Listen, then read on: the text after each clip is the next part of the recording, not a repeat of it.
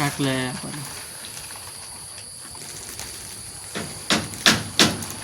เฮ็ดสิเฮ็ดยังจังหน่อยเฮ็ดยังจอยจางจังหน่อยนะเจ้าน่ะ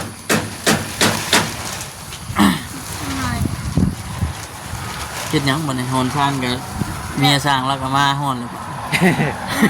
ได้แล้วก็แล้วเลยจ้ะฉันเอาขึ้นแล้วเลยเท่ากับภาษาซุปน้ำไว้จากมีเนาะเนี่ยเห็ดเนาะเราบอกบัดเอาสิบอกแม่ก็ไปสูบน้ำไว้เองสูบน้ำไว้เจ้าก็เคยไปหาเงินน้ำเมย์เจ้าอยู่บ่ไม่ไทยบ่เคยบ่โอ้ง่ายได้ใช่ง่ายก็บ่เคยไปสงกรานต์ปีหน้าแล้วสงกรานต์ปีหน้าสงกรานต์ปีหน้าเช่นยังไปอยู่นั่น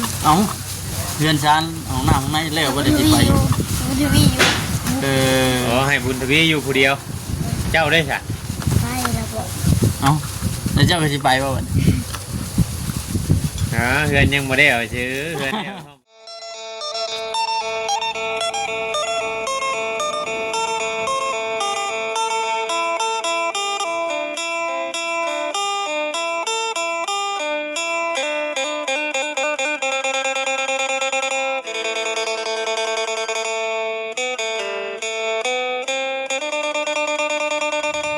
เฮ็ดออกไงเนาะมันออกมาทางนอกลายมือเลยก็แวะเข้ามาเยี่ยมยามแวะเข้ามาอัปเดตเบิ่งเป็นแวะเข้ามาดินนะ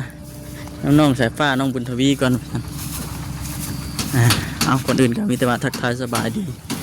แล้วก็สวัสดีเด้อผมให้พี่น้อง FC กันเปิดสุขคนพี่น้องเนาะ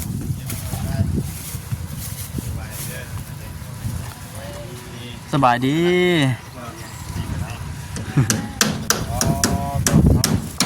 ปาร์ตี้ว่าไปกินข้าวแล้วกินแล้ว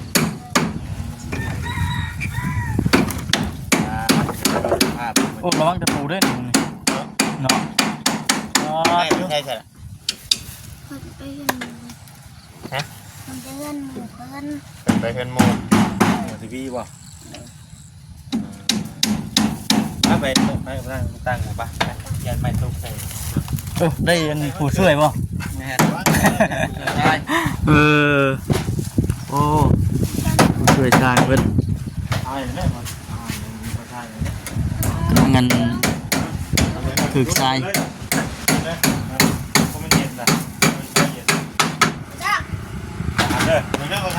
เอาเนาะอึ๊บ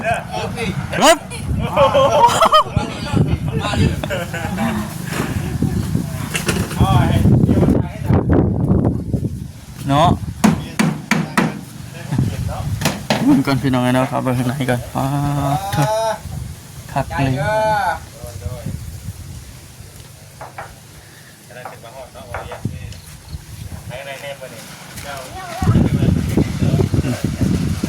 ไอ้ของเต้พึ่งไปทีมห้อยเลยนี่ก็ได้ปล่อยบนไก่ยอดเสามื้อนี้บ่เดือนน่ะเดือนเพิ่นมื้อบ่หลายยอดเสาโอ้พูดอีกครับสิเว้สิบ่อีกกาวนะกาวนี่ไปพูดเลยออกคืนนี่เลยมื้อนั้นน่ะเจ้าออกเมื่อแต่นี้มื้อเจ้าแทนหาข่อยมื้อนั้นน่ะของที่ไหนเก็บให้พี่เขาโอ้ไก่เต็มเนาะโอ้ไปค้ำคือว่านะมาเดี๋ยวเนาะอ๋อทุกทรายมาเพิ่มอีกบ่นี่น้องสายผ้ามีทรายมาเพิ่มอีกบ่8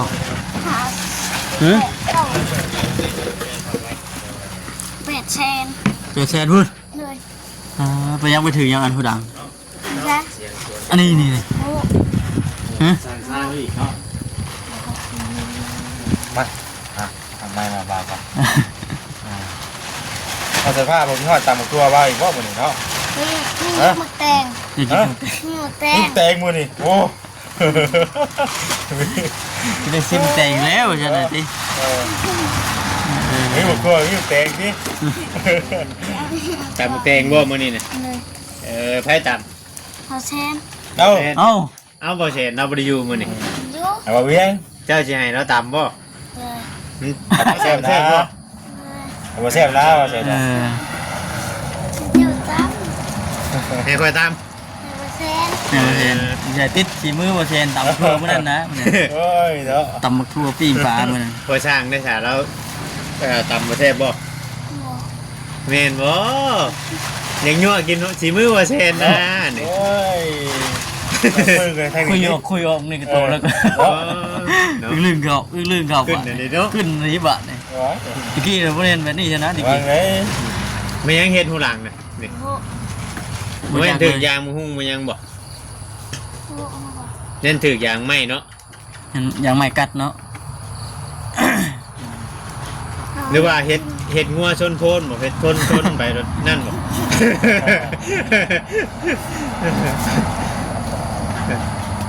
คักหน้า เอาแต่อยังน้อยว่าแต่อยังน้อยมักเฮ็ดเป็นมักงัวชนโพน มาคิดว่าไม่ให้เห็นบ่นี่ บ่ ยัง คิด คนเข่าอ ค ยู่ นเข่า คนเข่าขึ้นแต่ให้หน้าเพิ่นว่าคนเข่าขึ้นปั้นว่าจะปั้นมื้อนี้แหละพาเพิ่นเว้ามื้อเช้านี่ เอาเบิ่งมือดิกติเห็นมา ตั้งกล้องแทน ไปเที่ยวบ้าน ตัวนิ้ว มันหัก ใช่ เลยเนาะ เรื่องนี้ได้ใช่เนาะ 8 เซนก็ได้นะ แต่แซนบ่นี่น่ะ มีไม่เดียวนะ บางหม่องก็เป็นล้านบ่ได้เนาะ แม่น ใช่ บางบอนก็บ่คือกัน เป็นล้านบ่ได้ แต่ละโบนมันก็คือกัน อืม แถวนี้มันแบบใกล้ทางนี่บอกขึ้นยังไงทางไงนี่คือว่ามันก็หน่อยเลย สวรรค์นามิดาหา6แสนนึงก็ตามนี่แหละหลายกว่านี้ มันมาหลายกว่านี้แถวน่ะ มันใกล้ มันใกล้อะนะ อันนี้รถ6ล้อน้อยๆนะอันนี้ ส่งมาได้เด้ ว่าง่ายๆว่าเขาหลุดขึ้นมาเนี่ยราคามันก็อยากแพงแน่ แม่นั่นแหละมีเพนไหนมามานี่นุ่ง สบุน ฮะ มีสบุน เออ ตัดชัยยังไม่ได้เข้ามาบ่เหมือน นั่ง มากูมือบ่ล่ะ มาก เออ เมื่อคืนมีอยู่คามเลยนะ เมื่อคืนเนี่ย เมื่อคืนเราอยู่คามเตอแล้วก็มา อยู่คำเลยเมื่อคืนนี่ ได้ เรา ละ ได้ มื้อ อยู่ เนาะ คำ ลมมาดูเจ้านอนอยู่ใช่เจ้าน่ะ นั่นนี่ นอน ใช่ เนาะ จะนอนอยู่เงินดังตัวน่ะ มีที่นอน มื้อนั้นจะนอนหันผู้เดียว เลย เออน อนกับบ่สร้างเลย ง่ายเจ้าไปก็แต่เช่าคุณบอก ขึ้นไปแล้วต้นบ่ายยังเห็นเมื่อวานนี่ หึว่าอายจะไปแต่ตอนใด เมื่อวานนี่ ไปแต่บ้านนี่ เลย ยังบ่มาอยู่ เลย อ๋ออันนี้ไม่ใจบ่เชื่อล่ะ 14มันก็คอมเมนต์ก็มาอยู่ว่างเด้อ เอ้านี่เจ้านี้ลูกมันสิตกนะมันบ่เผาเด้อจะนอน หมู่น้องครูซั่นน้องบุตรวีเพิ่นบอกน้องๆเพิ่นนี่ คือน้องบุญทวีนั่นไปแต่เมื่อวานนี้ เลย เราหูว่าสร้างนอนอยู่นี่แหละเราก็ได้ไปเนาะปกติแต่ก่อนจะอยู่ผู้เดียวเคยมีอยู่บ่ ตะกี้เขาก็นอนคนเดียวน อนคนเดียว เลยแล้วเพิ่นไปเกี่ยวเขาใส่งูเพิ่นนะ โอ้เพิ่นไปเกี่ยวข้าวช่วยหมู่ เลย เจ้าคือเก่งแท้เจ้าบ่ย่าน ยาก มันดึงเนาะมันดึงเนี่ยเราเลยบ่ย่าน อยู่ผู้เดียวก็อยู่ได้นะเนาะเบิ่งนี่เนาะ บ่ย่านหยังเลยน้องสายฟ้า มีเมียช่างเพิ่นขึ้นมาแต่มื้อใด ขึ้นมาแต่เมื่อวานนี่ อืม มาแต่เมื่อวาน เนาะ คือบ่กินนุ่ม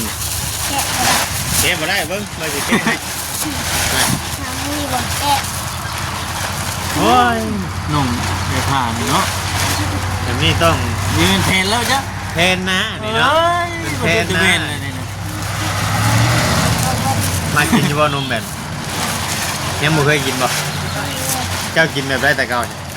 กินก่อน ได้แต่ซอยบ่ แทนแล้วนะ แกะบ่ได้เหนียว อืม เจ๊บ่ได้อีกอันนั่นกะ ได้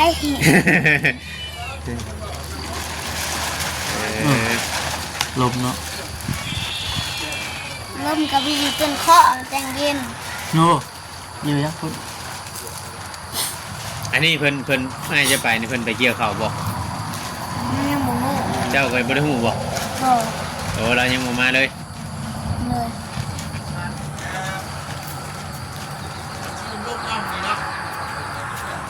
เห็นน้ำคุณเนาะ ไก ล้สิแล้วเลยเด้ ตามมายังตั้งกล่องปุ๊บเรียบร้อยแล้วบัดนี้พี่น้องน่าจังไปรีวิวให้เบิ่งอีกเท่านั้น มาที่คือกำลังก่อกำลังกัน กินกับยังข้าวเช้านี้น้องใช่ปะ กินต้มมี กินต้มมีกินข้าวกับต้มมีเมื่อเช้า ขึ้น นี้ ได้เสื้อได้น้ำผสางอยู่นะ อืม ขึ้นได้เสื้อได้น้ำ จะเฮ็ดหยังช่วยเพิ่นมันเฮ็ดหยังแน่แล้วมัน ใช่ อ่อนชาย ตอนซ้าย โอ้ เรียกลักๆเลยแต่ละมื้อต้องเฮ็ดหยังช่วยเพิ่น กับคนพูดเอาพูดให้เล่า โอ้ เล่า แบกเลยบ่กระสอบปูน โพสเอาอยู่ผูกพูน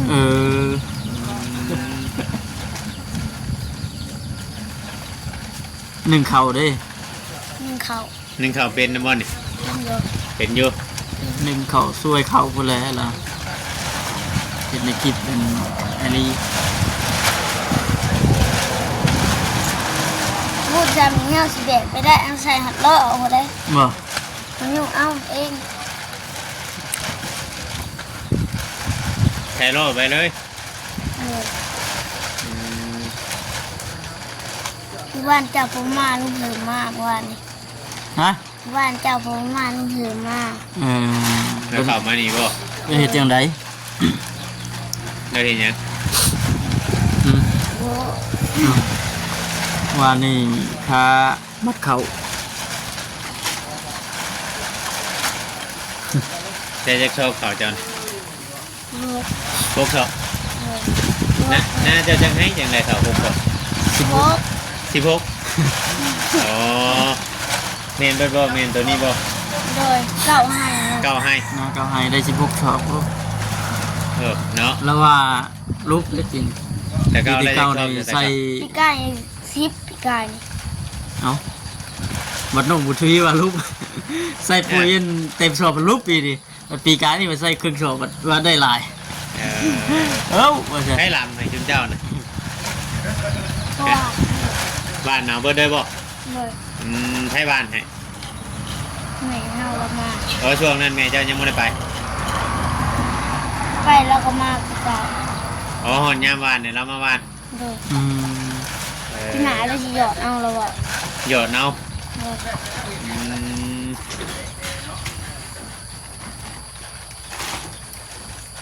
มาหยอดก็ย่าลำเมาเจ้ากับ แม่ นาย นะ ลำเป็นอยู่บ่ลำนะ เป็นอยู่ เป็นอยู่ แต่ว่ามีหยอดไทย บ่มีรถไทย เลย ยังมันมีรถไทยบ่ ยัง ถ้ามีเจ้าสิไทยเป็นอยู่บ่ อุ้ยไทยไทยจะเป็น ไหนอ้ายไทยเนาะอ้ายเจ้าเป็นนะ เป็น เราเคยขับรถไถหมูเราบอก แล้วครับรถไทยนาบา น้องแต่บ้านโอ้ยยังเฮ้ย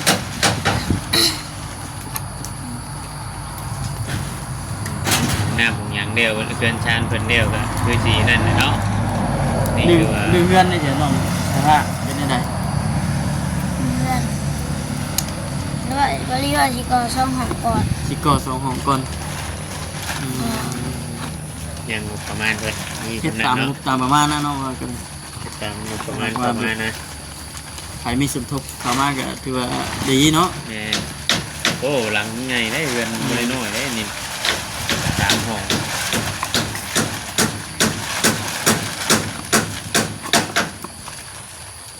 คักแล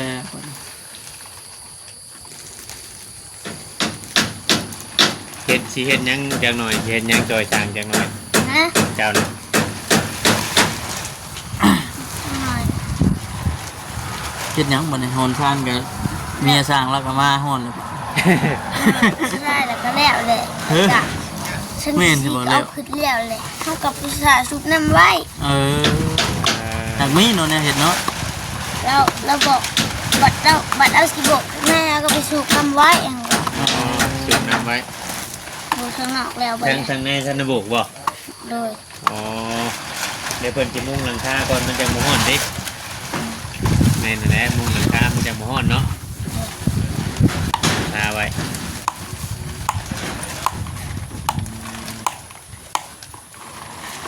แล้วมาเรื่อยอยู่เบา เยอะ ปล่อยได้จะมาจากเดือน น่าสงสารเถื่อน ปล่อยนี่นะแม่นบ่ แม่น เจ้าลงคนพิษบ่จ๊ะ ช่องเถื่อนมันว่า สองเจ้าว่าสามเนาะ สองเทื่อก่อนมามื้อนั้นกับมื้อนี้ก่อนมามื้อฝนตกกันเด้ บอกคำแล้วมาลาเถื่อนแล้วบอกค แม่นบ่ ำแม่น บ้านนี้ก็บ่ได้มาเมื่อวานมื้อซื่อนึงก็บ่ได้มา มื้อเว้นมื้อคืนบ่ที่ว่าไปโป่งไป บ่บ่ขอยหยุดสองมื้อ เมื่อก่อนนั่นเนาะ มื้อนั้นพุ่นมาก็น้องเสียผ้าก็บ่เหงาดอกทีมงานหลายคนเข้ามาอยู่ คนนั้นคนนี้ออกมาคู่มือนะบ่ได้พักช่วงนี้เนาะ ช่วงหลังๆน่ะนะช่วง ช่วงก่อนน่ะเนาะ อ่า ช่วงแต่ก่อนหั่นอยากเงาอยู่ช่วงแต่ก่อนน่ะไปเฮ็ดหยังช่วงแต่ก่อนน่ะเนาะใช่ปะ ฮะ ช่วงแต่ก่อนช่วงบ่มีคนเข้ามาก่อน ตอนแรก ตอนที่เรามีไผเข้ามาตอนนั้นน่ะนะ ตอนบุญทวีตีเกาเขานะ บ่แม่น ยำแดงบ่ บ่แม่นช่วงยามแรกนะ ตอน ช่ว นั้ ง นตอนอยู่กับ ดำน้าแล้วนี่แหละ ช่วงนำหน้าแล้วนะเนาะ มีเขามาเลยตอน อ่า ตอนบรีเขามาแรกๆนะบอกไปตัดอ้อย ตาน้อย โดย ตาน้อยก็เป็นนะบ่เจ้าก็ เป็นอยู่ ได้จักพันมือหนึงน่ะนะ เริ่มๆ สองชะมัดมาหนึ่งเท่าไหร่บาท โอ้โห มัดละพันมัดละ1,500บ่ นั่นแหละที่เขา ฮอดได้อยู่บ่10,000มือหนึงฮะ ได้อยู่ ได้อยู่ได้มือ10,000เอามือ10,000แม่นยาด้วยบ่เดี๋ยวฮะ เออ ไล่ค่าขนมในแม่นยาแล้วนะเนาะเจ้าก็เคยไปหาเงินน้ำเมเจ้าอยู่บ่ ไม่ไทย บ่เคยบ่โอ้ง่ายได้ใช่ง่ายก็บ่เคยไปอืม ชมการปีหนาแล้วก็ สงกรารปีหน้า โดย สงกรารปีหน้าได้เช่นยัง ไปอยู่นั่น เอ้าเรือนชานของหน้าของในแล้วบ่ได้สิไป บุญทวีอยู่ อ๋อให้บุญทวีอยู่ผู้เดียว เจ้าได้ใช่ ไปแล้วบอก เอ้าแล้วเจ้าก็สิไปบ่บัดนี้ อ๋อเฮือนยังบ่ได้เอาชื่อเฮือนเนี่ยห้องบ่อยากไปใช้อันนี้เท่าเดินนี่นะ เนาะเว้าคือชื่อนะ เว้าคือชื่อเนาะ น้องเสียผ้า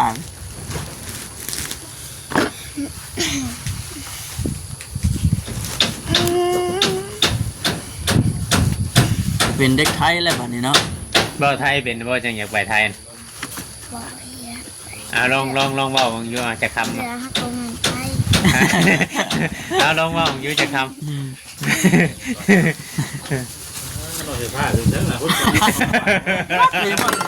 ว่าถึกเส้นนี่ว่าถึกเกียรติฮดเขา ยิ้มข้างๆเกื้อแล้วมึงกล้องดิยิ้มเยอะเนาะยิ้มเยอะเลย บอกให้เพิ่นเว้าไทยต้องเบิ่งบ่จะคำว่ะโคตรเข่าระบาด โอ้พูดไทยได้อีกบ่นี่ไอ้แง่เราจะพาว่าสิไปป้าได้บ่นี่ เอ้าบ้านบ่ได้กินตำหมึกแปลงครับ เราจะไปเรียกป้าได้บ่นี่ มาไปไว้แท้ เอ้าเฮ็ดได้บ้านไอ้รถบ้านนี่ ไปเข้าไป พ่อไปบ่ หนึ่ง เอาบ่เข้าไปกันจังน้อยก่อนซะนะ บ่ายโมง จบ ก่อน คลิปนี้ก่อนเด้อ บ่ายโมงก่อน บ่าย บ่ โมงก่อน มีงูมียามอีกเลย มีไอ้เฉยๆว่ากินมื้อนี้น่ะให้หมูกระทะน่ะกินเบิดเลย เบิดละ หมูกระทะกินเบิดเลย จังทำไม แกงน้ำไม้ แกงหน่อไม้บ่มื้อนี้ แกงน้ำไม้ให้ เจ้าว่าสิเก่งให้กินฮะบ่เอาเส้นเก่ง บ่อยากกินฝีมือเจ้าต้องเบิ่ง แกงหมูเป็น แกงยังบ่เป็นบ่เจ้า น้องเสียผ้าว่าให้เจ้าเก่งเลิกให้เจ้า น้ำมัน เก่ง จืดเต็มขึ้นอีผู้ ต้มแต่คืนนี่ผู้ เลย เออ ไปเดี๋ยวก่อนต้องกินสักวัน เอ เด้ อ อ เออ สบายดี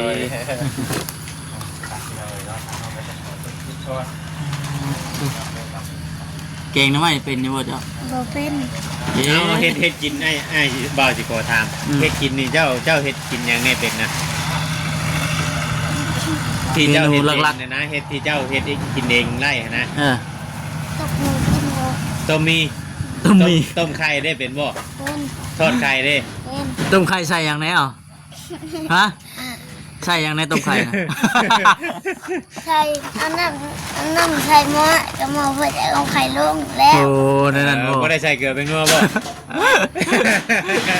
จะใส่เกลือพริกไปไหนนัวอะไร คำว่ากำลังสิคำน้องจะผ้าว่าใส่เกลือเป็นนัวหนึ่งว่าคำสิถามสูตรนะฮะ เออ สิใส่สูตรใส่แบบไรเลยนะ ต้มไข่ดิ แม่น โมยนใส่หม้อฮะโมยใส่หม้อป่ะ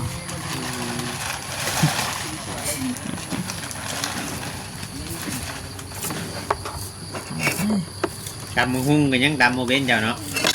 ตำมะทั่วก็ยังตำโมเป็นเคยตำอยู่บ่ครั้งแรกในชีวิตเคยเฮ็ดอยู่บ่ยันว่าเฮ็ดเองนะอยากเฮ็ดอยู่บ่ล่ะ บ่ ยังบ่อยากเฮ็ดเอาใหญ่กว่านี้จักหน่อยก่อนเนาะซ้ำให้เจ้านี่เฮ็ดได้บ่ เฮ็ด เออ ติด ยังไง ขายผ้าที่นึงเนาะ ตะกี้นี่น้อยเราได้ตะกี้นะตะกี้นี่น้อยนึงตะกี้ ตอนมาพ่อสมบิดนะ นี่ช่วงนั้นช่วง ช่วงไหน หนึ่งเล่งช่วงย้ำเล่งอะเนาะก็ตอนทางทีมงานเนี่ยเพิ่นยังไม่ได้เข้ามาช่วงโจะทำอิฐช่วงโจะเมื่อกี้นี้เด้วันนี้คุย ช่วง ขึ้น ที่ คุย ว่า ขึ้น คนบ่ค่อยเข้ามาเดือนบันไดบ่ช่วงนี้แบบอ่า เห็นเรียกเคยช่างเลยหลาย เรียกจอยทางเนี่ยมันคุย มันคุยอยู่ เอาสิกินอีกนะฮะ อ่า ยังไง บอกดี ยังไงขึ้นนะฮะเนาะเออ ชากะลี